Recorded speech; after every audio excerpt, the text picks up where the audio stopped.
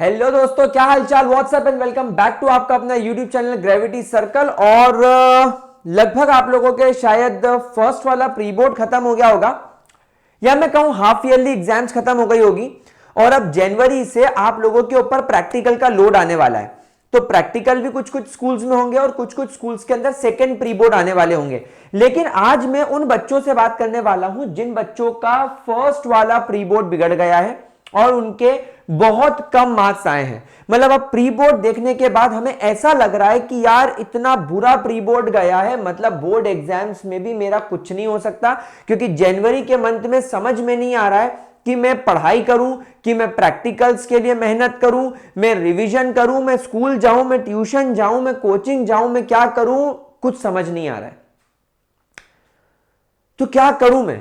क्या अब मेरा कुछ नहीं हो सकता? तो देखो, मैंने आज से लगभग 6-7 महीने पहले, यानी लगभग मई जून के अंदर एक वीडियो बनाया था कि वो सारे बच्चे जो आज से पढ़ाई करना शुरू कर रहे हैं वो जनवरी आते आते टेंशन फ्री रहेंगे। लेकिन वो बच्चे जो पढ़ाई शुरू नहीं कर रहे हैं उनके ऊपर एक अलग ही बर्डन होने वाला है। लेकिन वो 99 स्कोर नहीं कर सकते?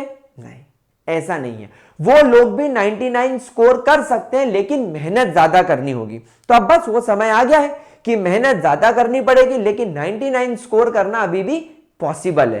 तो हम लोग अभी भी फाइट मार सकते हैं। और आज का वीडियो आप लोगों के लिए है। अगर आपने मेरे आज के वीडियो में बताए हुए पॉइंट्स को जी जान से फॉलो कर दिया तो ये मेरी गारंटी है कि आज से 1 से 1.5 महीने के बाद जब आपकी बोर्ड एग्जाम शुरू होगी फरवरी 15 के बाद, आप लोग देखोगे कि यस, हमने 1.5 महीने के अंदर वो करामात कर ली है जो कि मतलब इमेजिन भी नहीं कर सकता था। मतलब तुम्हारे रिश्तेदारों की, तुम्हारी दोस्तों की तो बटर चिकन नान रोस्टेड हो जाएगा, रोस्ट हो जाएंगे बुरी तरीके से। तो अगर सबको गलत प्रूफ करना चाहते हो, अपने आप को गलत प्रूफ करना चाहते हो, तो वीडियो पर आ जाओ। अब सबसे जरूरी बात कि प्री बोर्ड के अंदर कम मार्क्स आने के रीजंस क्या हैं। एक रीजन मैं आपको बताता हूं, वो है आपके स्कूल के अंदर जो कॉपी चेक हुई है, जो पेपर सेट हुआ है, वो हार्ड है।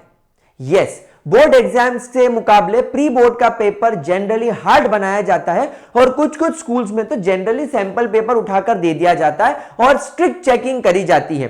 तो हम एक ये फैक्टर मानेंगे कि हां, थोड़ा सा ऐसा हो सकता है। दूसरा, शायद आप सीरियस नहीं हो, लेकिन अगर फिर भी अगर आपने सीरियसली प्री बोर्ड दिया है, अगर आपके स्कूल का पेपर भी ठीक ठीक बना है, कॉपी भी लीनियंटली चेक हुई है, तो अब हम लोग रियल रीजंस की तरफ चलते हैं। वो है टाइम मैनेजमेंट। सबसे पहला जो रीजन निकल कर आता है वो है टाइम मैनेजमेंट। एक्चुअली क्या होता है, जब हम लोग अभी पढ़ाई कर रहे हैं तो हम लोगों ने क्या किया, सर से पढ़ लिया, लाइक मेरे से पढ़ लिया, है ना।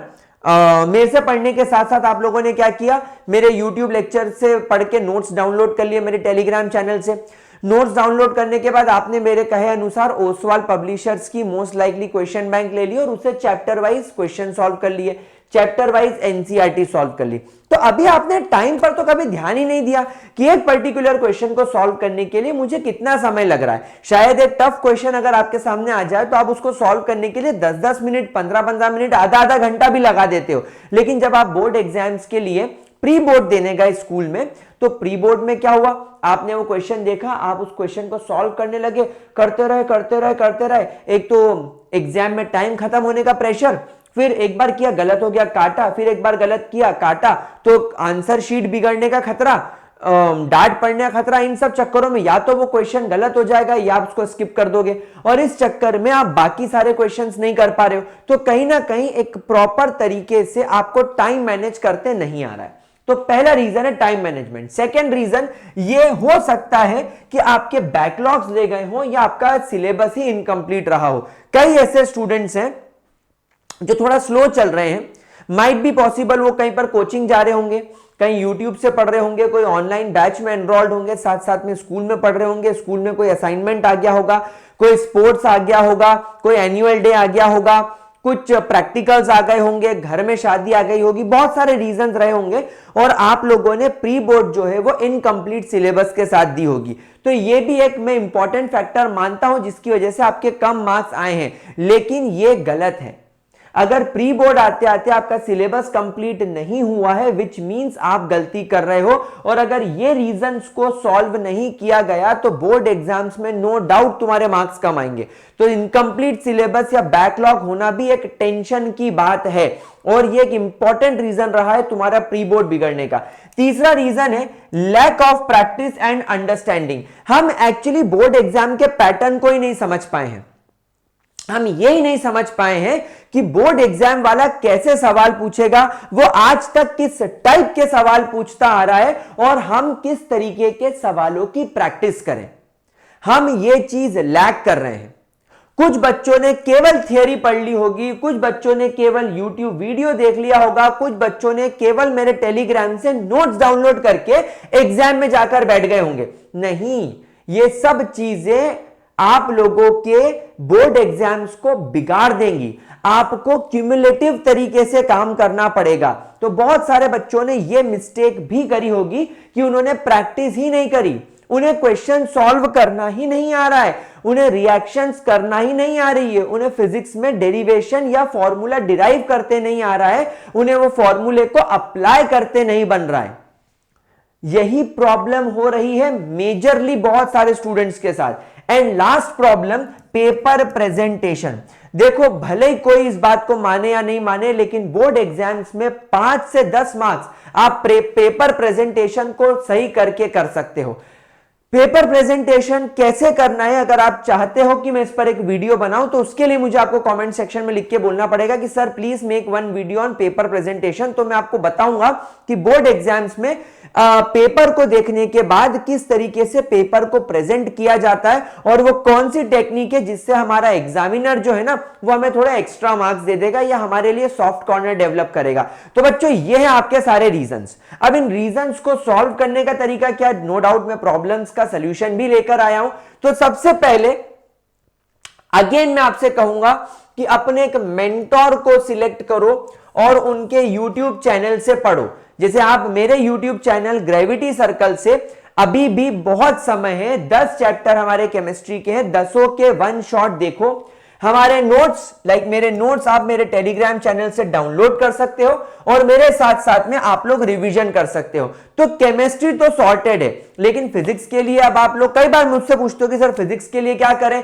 तो हाल ही में ना मेरे बहुत अच्छे फ्रेंड हैं प्रेम वेदी सर। प्रेम वेदी सर ना, वैसे तो अगर मैं बताऊं तो बहुत टाइम से ये पढ़ा रहे हैं, 8-10 साल से पढ़ा रहे हैं, और इनका बहुत अच्छा एक्सपीरियंस है। लेकिन इन्होंने अभी अभी YouTube पर अपना चैनल स्टार्ट किया जिसका नाम है 3 स्टेप अकेडमी।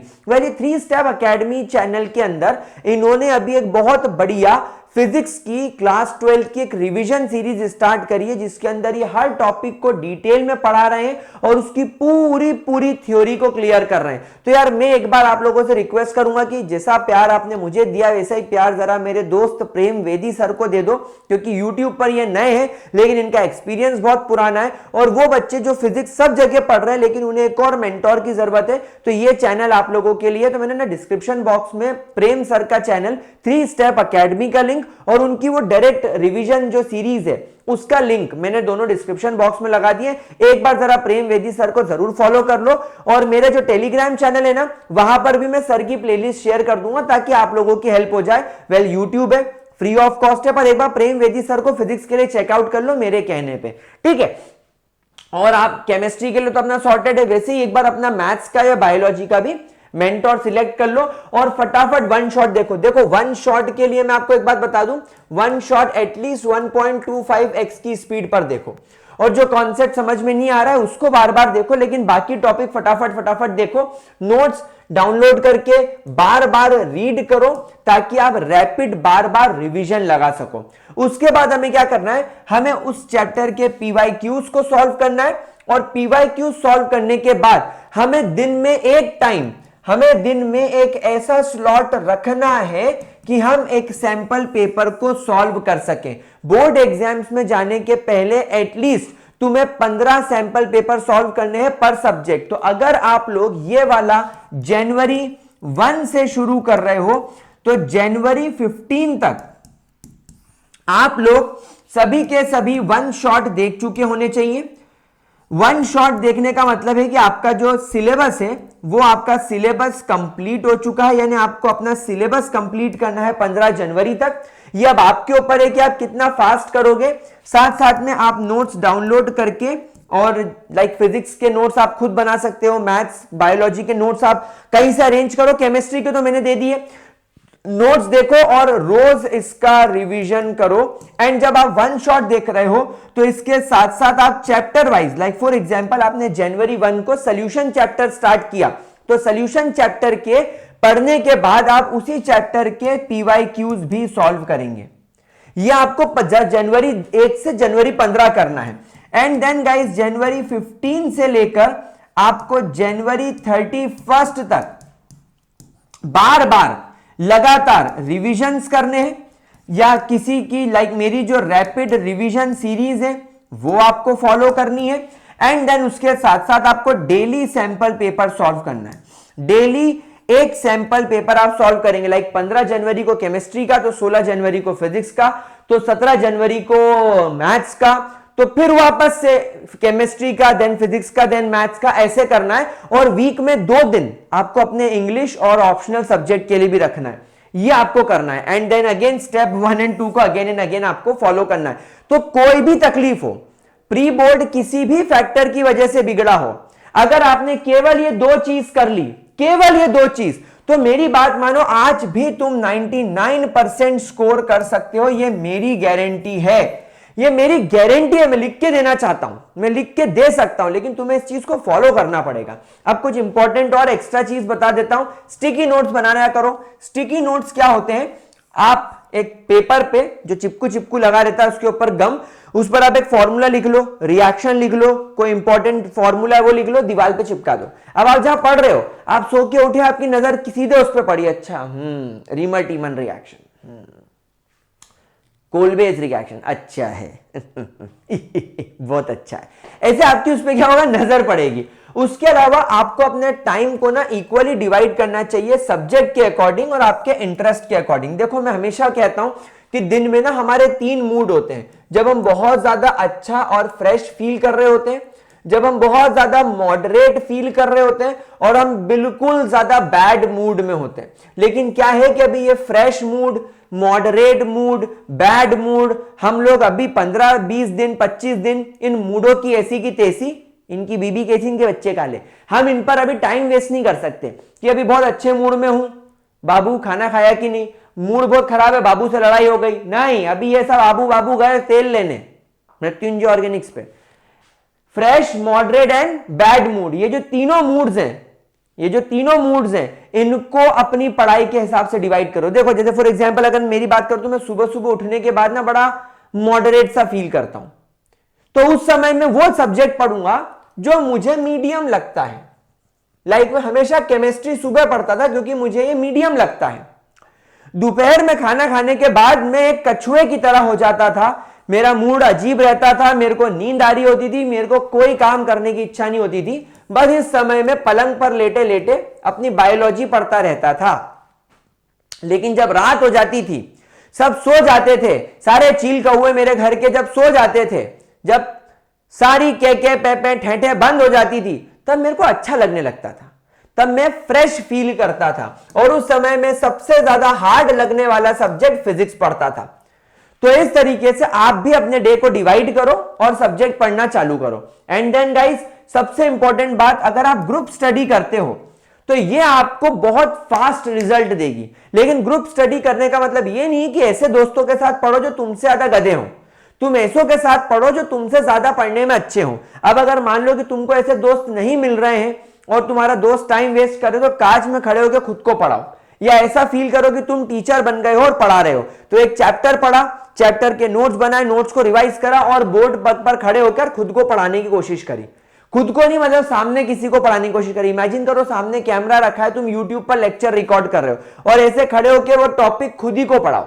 अच्छा ऐसा, फिर समझ में आया बच्चों, देन ऐसा किया, देन यहां पर ही लगा अरे यार कुछ गड़बड़ हो गई, फटाफट एक बार वापस से नोट्स में चेक किया, अच्छा हाँ सॉरी बच्चों ऐसा नहीं, इसमें हमको ये फॉर्मूला लगाना पड़ेगा और फिर हम ये वैल्यूज पुटअप करेंगे, केएच की वैल्यू ये रखेंगे, ये देखो सॉल्व हो गया। ऐसे बोल बोल के पढ़ाओगे ना तो 100% याद होगा। ये मैंने तुमको मास्टर जिसको बोलना चाहिए ना गुरु ज्ञान दे दिया है, ये कर लिया 100% मजा आ जाएगा। तो चलो यार फटाफट से काम पे लग जाओ, पढ़ाई करना शुरू कर दो, कोई प्रॉब्लम नहीं है, सब कुछ सॉल्व हो जाएगा। प्रेम वेदी सर जो है मेरे दोस्त, उनके चैनल का लिंक उन्होंने डिस्क्रिप्शन बॉक्स में डाल दिया है, प्लीज उनके चैनल को जाकर फटाफट से सब्सक्राइब करो और उनकी फिजिक्स की प्लेलिस्ट देखो। 12th फिजिक्स का आपका मैटर बहुत कुछ सॉल्व हो जाएगा प्रेम वेदी सर के 3 स्टेप अकेडमी चैनल से। और ये वाली टेक्निक पूरी फॉलो करो। टेलीग्राम चैनल का लिंक मैंने डिस्क्रिप्शन बॉक्स में दे रखा है, वहां से मेरे नोट्स डाउनलोड करो। मेरी ऑर्गेनिक केमिस्ट्री की रैपिड रिवीजन सीरीज भी वहां पर चल रही है, उसके भी नोट्स में डाल रहा हूं, वो भी फटाफट डाउनलोड कर लिया करो। चलो bye bye, all the best.